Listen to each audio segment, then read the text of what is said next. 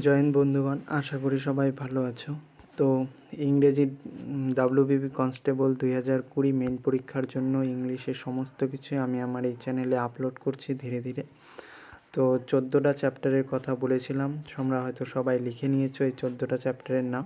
তার মধ্যে প্রথম চ্যাপ্টার আমি কমপ্লিট করে দিয়েছিলাম, ওয়ান ওয়ার্ড সাবস্টিটিউশন।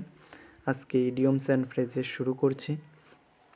চলো দেখো, ইডিয়মস অ্যান্ড ফ্রেজেস আমরা বাংলায় বাগধারা পড়েছিলাম 9-10-এ। তো সেই বাগধারারই ইংরেজি নাম হচ্ছে ইডিয়মস অ্যান্ড ফ্রেজেস। আমরা সবাই জানি বাগধারা মানে সহজ কথাকে কী করে বলা, কঠিন করে বলা, আর কিছু না। তাহলে আমাদের সহজটা তো আমাদের জানাই থাকবে ইংরেজিতে। তো আমাদের যদি শুধু কঠিনটা করে মুখস্থ করি তাহলে কিন্তু আমরা সবগুলোর অ্যান্সার পেয়ে যাবো। আমাদের শুধু মুখস্থ করতে হবে, এখানে আর কিছু নেই। তাহলে আগে একটু বুঝে নিই ইডিয়মস অ্যান্ড ফ্রেজেসটা কী আসলে। A set expression of two or more words that mean something together instead of the literal meaning of its words individually. আচ্ছা, এক্সাম্পল দিয়ে বোঝাচ্ছি আমি। এক্সাম্পল দেখো, এমনকি এইভাবে পরীক্ষায়ও আসবে, সেভাবে দুটো একবারে দেখে নাও কীভাবে পরীক্ষায় আসবে, প্লাস ইডিয়মস অ্যান্ড ফ্রেজেসটা কী এবং কীভাবে পড়লে আমি সহজেই আমার অ্যান্সার করা নিয়ে কথা, ঠিক আছে। তো চুজ দ্য কারেক্ট অল্টারনেটিভ, সঠিক উত্তরটি কী নিয়ে লেখো, বেছে নিয়ে লেখো। The idiomatic expression he stood in hot water, এভাবে ইনভার্টেড কমাও করা থাকতে পারে, অথবা আন্ডারলাইন করা থাকতে পারে, অথবা নাও থাকতে পারে। তাহলে আন্ডারলাইন করা বা ইনভার্টেড কমাটুকুই হচ্ছে আমার ইডিয়মস। এটার মানেটা আমাকে কি করতে হবে, অপশনে দেওয়া থাকবে, সেখান থেকে চুজ করতে হবে।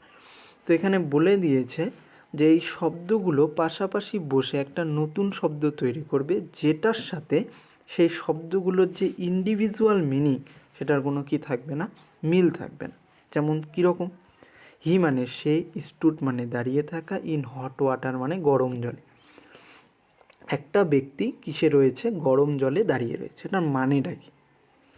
ইন ট্রাভেল সমস্যায় রয়েছে, মেট উইথ অ্যাক্সিডেন্ট হয়েছে, স্টেপড ইনটু বয়লিং ওয়াটার গরম জলে পড়ে গেছে, ওয়াজ অ্যাংরি কী হয়েছে, রেগে।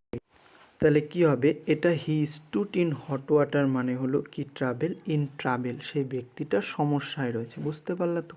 তাহলে এই যে সমস্যায় রয়েছে এই কথাটাকেই আমি ঘুরিয়ে বললাম he is stewed in hot water, আর কিছু না। আর একটা এক্সাম্পল দেখি, তাহলে ক্লিয়ার হয়ে যাবে আমাদের। The idiomatic expression make both ends meet means, এটার মানে কি, মেক মানে তৈরি করা, বোথ মানে উভয়ই, এন্ডস মানে শেষ, মিট মানে সাক্ষাৎ।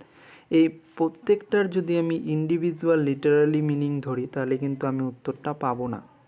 তাহলে এইটা আমার জানা থাকতে হবে, এটার মানে কি। মেক বোথ এন্ডস মিট মানে সারভাইভ করে নিতে পারবে, বেঁচে থাকতে পারবে, বা খরচ চালিয়ে নিতে পারবে, এরকম। তাহলে এটা মানে হলো কি ভাই, গেট বাই। এটা হলো সহজ, এটা হলো কঠিন। তাহলে আমার সহজটা এমনি জানা থাকবে, শুধু আমার এইটুকু করে প্রত্যেকটা বেশ কিছু মুখস্থ করে নিব ইম্পর্ট্যান্টগুলো, তাহলে সেখান থেকে কমন পড়ে যাবে। এমনকি কমন না পড়লেও অনেক সময় অপশনগুলো এলিমিনেট করেও আমি অ্যান্সার করতে পারবো, ঠিক আছে। তো এইগুলোই আমি এখানে দেব, যেগুলো তোমাদেরকে কি করতে হবে, মুখস্থ করতে হবে। তারপরে আমরা কি করব, আগে ওয়ান ওয়ার্ডে যেরকম প্র্যাকটিস সেট করিয়েছিলাম সেই রকম প্র্যাকটিস সেট করাবো, তাহলে ব্যাপারটা আরও ক্লিয়ার হয়ে যাবে। আশা করি বুঝতে পারলাম ইডিয়মস অ্যান্ড ফ্রেজেস কি। এটা সেরকম কোনো নেই এবং ইন্টারেস্টিং চ্যাপ্টার, শুধু মুখস্থ করতে হবে, যেগুলো দিব আমি লিখে লিখে।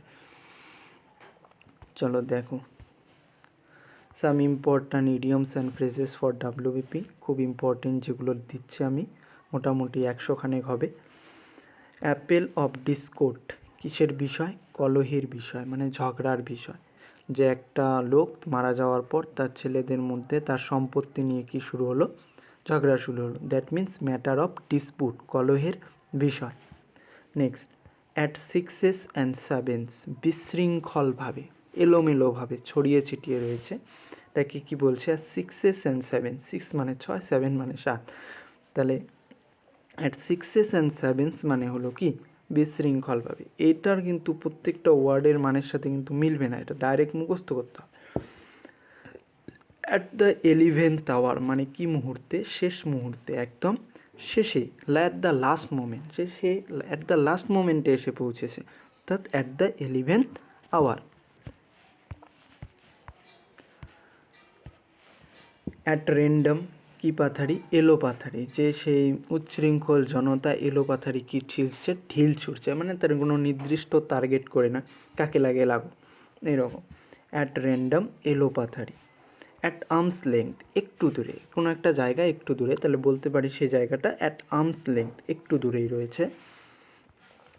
অল অফ এ সাডেন, হঠাৎ, হঠাৎ করে কোনো কিছু ঘটলো, তাহলে সেটা কী হবে, all of a sudden. All and sundry, ছোটো বড়ো নির্বিশেষে, যে ছোটো বড়ো সব নির্বিশেষে সবাইকে বলা হচ্ছে এখানে কিসের জন্য, আসার জন্য। অল অ্যান্ড সান্ড্রি, ছোটো বড়ো নির্বিশেষে। ব্যাক অ্যান্ড ব্যাগেজ, তল্পি তল্পা সমেত, বললাম কাউকে এখান থেকে বেরিয়ে যাও উইথ ব্যাক অ্যান্ড ব্যাগেজ, যে তল্পি তল্পা সমেত এখান থেকে কি যাও, চলে যাও। বেক অ্যান্ড কল, ইঙ্গিত ও কি আহ্বান। বাই অ্যান্ড লার্জ কি হবে, অধিকাংশ, অধিকাংশই, বাংলা মানেটা হলো অধিকাংশ, এটার ইডিয়মসটা হচ্ছে বাই অ্যান্ড লার্জ। এটা হয়েছে বাই ফিটস অ্যান্ড স্টার্স, অনিয়মিতভাবে, irregular, by fits and starts, অনিয়মিতভাবে, ইররেগুলারলি। বেগার ডিসক্রিপশান, বর্ণনাতীত, যেটা কি করা যাচ্ছে না, বর্ণনা করা যাচ্ছে না, বেগার ডিসক্রিপশান, বর্ণনার বাইরে, তাই না। His position is now beggar description, তার অবস্থা এখন বর্ণনা করার মতো নয়।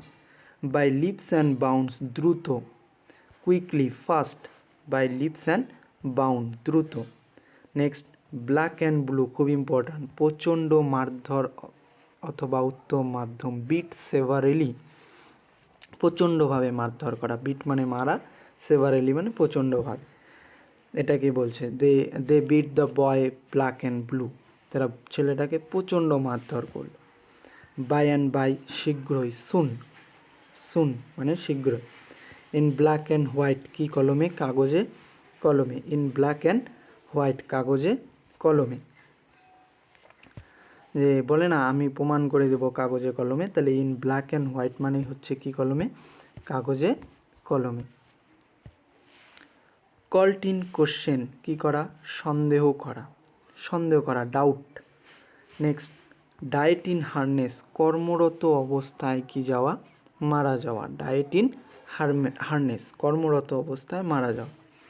এন্ডেড ইন স্মোক, কি হওয়া, ব্যর্থ হওয়া, ফেল, ফেল হয়ে গেল, ব্যর্থ হয়ে গেল, তাহলে সেই ব্যাপারটা হলো কি, ended in smoke. Flesh and blood, রক্ত মাংসের শরীর। ফেয়ার অ্যান্ড স্কোয়ার, সৎ অনেস্ট লোক। Rambabu is very fair and square, তার মানে Rambabu is an honest person. Far and wide, সর্বত্র, সব জায়গায়, ফার অ্যান্ড ওয়াইড, সর্বত্র।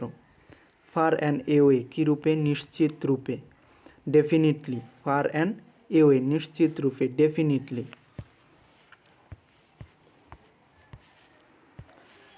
এ গিফট অফ দ্য গ্যাপ, কি পটুতা, বাকপটুতা, মানে যার কথা বলার কি রয়েছে খুব বেশি, মানে খুব ভালো কথা বলতে পারে, এটাকেই কি বলে, gift of the gap.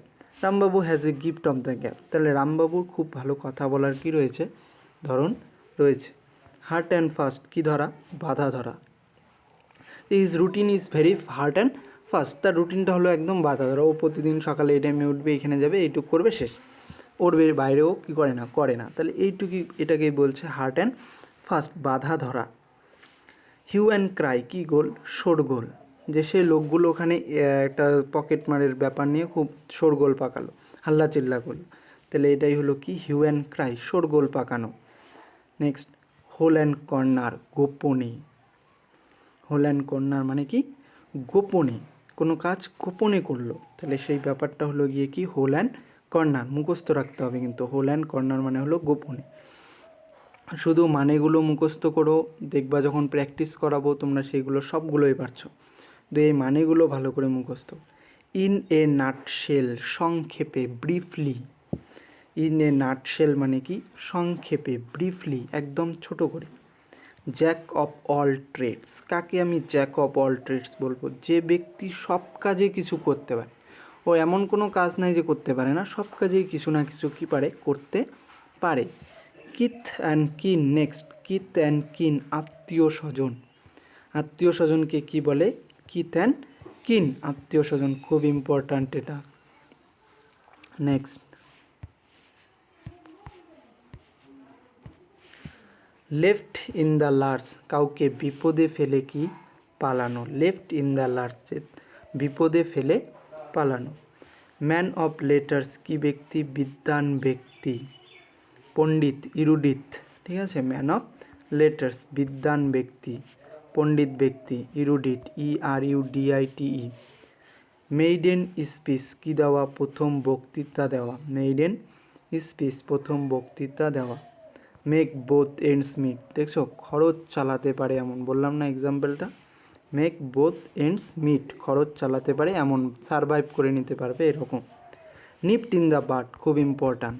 নিপড in the but, কোনো কিছুকে শুরুতেই কী করে দেওয়া? নষ্ট করে দেওয়া, শুরুতে বিনষ্ট করা। নাল অ্যান্ড ভয়েড, বাতিল, রিজেক্ট। নাল অ্যান্ড ভয়েড, বাতিল করে দেওয়া, রিজেক্ট করে দেওয়া, সেটাকে কি বলছে? Null and void. ইম্পর্ট্যান্ট, মুখস্থ রাখতে হবে। নাল অ্যান্ড ভয়েড মানে বাতিল, reject. Every nook and corner, সর্বত্র। যে আমার সাইকেলটা হারিয়ে যাওয়ার পরে আমি সব জায়গায় খুঁজলাম। I search my cycle every nook and corner, আমি আমার সাইকেলটা সব জায়গায় খুঁজলাম কিন্তু কি করলাম না? পেলাম না।